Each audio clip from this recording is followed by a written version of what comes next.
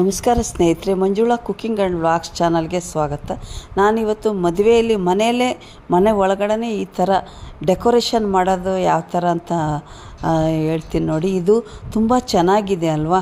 ಬಾಳೆದೆಲೆಯಲ್ಲಿ ಈ ಥರ ಸ್ಟಿಕ್ಕರ್ ಹಚ್ಚಿಬಿಟ್ಟು ಒಂದಕ್ಕೊಂದು ಜಾಯಿಂಟ್ ಮಾಡಿಬಿಟ್ಟು ಅದಕ್ಕೆ ಗುಲಾಬಿ ಹೂವು ಹಾಕೋದು ತುಂಬಾ ಚೆನ್ನಾಗಿರುತ್ತೆ. ಬಾಳೆ ಎಲೆ ಗ್ರೀನ್, ನ್ಯಾಚುರಲ್ ಗ್ರೀನ್ ಅಲ್ವಾ, ಅದಕ್ಕೋಸ್ಕರ ಎಷ್ಟು ಚೆನ್ನಾಗಿದೆ ನೋಡಿರಿ, ತುಂಬ ಚೆನ್ನಾಗಿದೆ.